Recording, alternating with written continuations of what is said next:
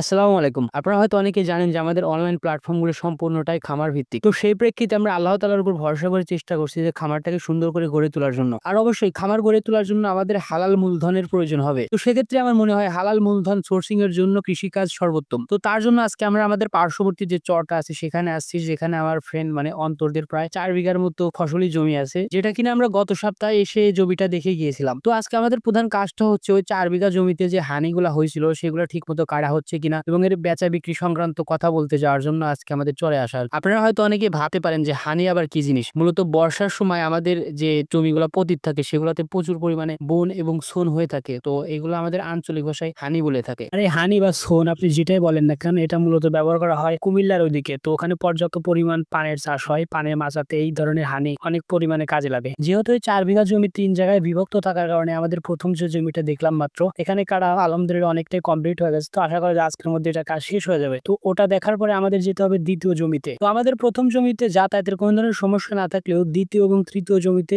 যাতায়াত করা অনেকটাই ঝামেলা, কারণ এখানকার সম্পূর্ণ পথটাই বন জঙ্গল দিয়ে ঘেরা। এখানকার যে বিষয়টা নিয়ে মানুষ সবচেয়ে বেশি ভয় পায় তা হচ্ছে সাপ এবং শিয়ালের ভয়। যেহেতু এটা চরাঞ্চল এবং অনেক পুরাতন এলাকা, যার কারণে মাঝে মধ্যে এ ধরনের সমস্যার সম্মুখীন হয় মানুষজন। তো এখানকার যারা স্থানীয় মানে এখানে যারা বসবাস করে তারাও কিন্তু কখনো একা চলাফেরা করে না। তারাও আমাদেরকে বলছে যে কখন এখান দিয়ে একা চলাফেরা করবে না, যেহেতু এখানে শিয়ালের উপদ্রব অনেকটাই বেশি। আলহামদুলিল্লাহ এটাই হচ্ছে মূলত আমাদের দ্বিতীয় জমি, যেখানে হানিগুলো অলমোস্ট কাটা শেষের দিকে। তো এখানে আর হয়তো কিছু সময় কাজ আছে, পরবর্তীতে আমাদের এই হানিগুলা গণনা করে দেখতে হবে। আর বন জঙ্গল দিয়ে আসার সময় জঙ্গলি গাছগুলা এমন ভাবে আমাদের ভালোবাসা দিচ্ছে যে কাপড় চোপড়ে পুরো ১২টা বাজায় ফেলছে। আমাদের প্রায় আধা ঘন্টা সময় লাগছে এই জঙ্গলি কাঁটাগুলো শরীর থেকে পরিষ্কার করতে। তো যাই হোক, ওগুলা পরিষ্কার করার পর আমাদের ওই ক্ষেতে একটা গাছ ছিল, তো গাছে দেখলাম যে অনেকগুলা ঘিকুল আসছে। তো বাসার জন্য ওগুলো আমরা কিনে নিয়ে এসেছিলাম কিছু সংখ্যক। তো আলহামদুলিল্লাহ আমাদের যে হানিগুলা ছিল ওগুলা সম্পূর্ণ কাটা শেষ। তো এখন আমাদের এগুলা গণনা করে দেখতে হবে যে এখানে মোট কত পিস হানি আছে। সেগুলো আমরা আবার এই অনুযায়ী তাদেরকে পারিশ্রমিক দিতে হয় এবং সেগুলো আমরা আবার বিক্রি করে থাকি। তো ওখানে প্রায় হানির সংখ্যা ছিল ২৫০০ আটির মতো, হয়তো ২-১টা কম বেশি হতে পারে। তো তার জন্য আমরা পরবর্তীতে আরো ২ থেকে ৩টা আটি কেটে দিয়েছিলাম, যেহেতু এগুলা বাহিরে যায় যাতে করে কম না হয়। তো তার জন্য আমাদের আরো ২ থেকে ৩ আটি কেটে দেওয়া আরকি। আর এগুলো কাটার প্রক্রিয়া অনেকটা ধান কাটার মতোই, শুধু একটা কাঁচি দিয়ে আপনি খুব সহজেই কাটতে পারবেন। তবে বাঁধার জন্য অনেকটা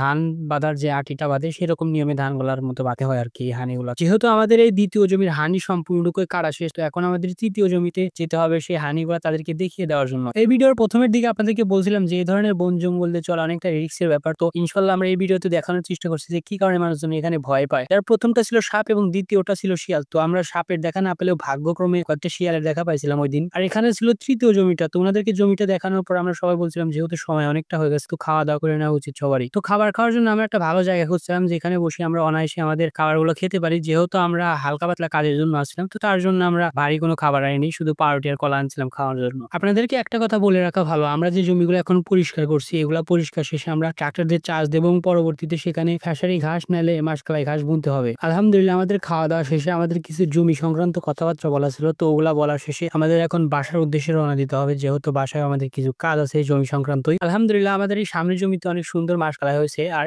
এইগুলা হচ্ছে মূলত সেই হানি যেগুলা বিক্রি হয়ে গেছে। আর এগুলাকে মাথায় করে নিয়ে যাওয়া হচ্ছে নদীর তীরবর্তী জায়গায়, যেখান থেকে করে এগুলা সারা বাংলাদেশে সাপ্লাই হবে। আর আপনি চাইলে আমাদের ছোট্ট পরিসরে শুরু করা খামারের জন্য দোয়া করতে পারেন। আল্লাহ হাফেজ।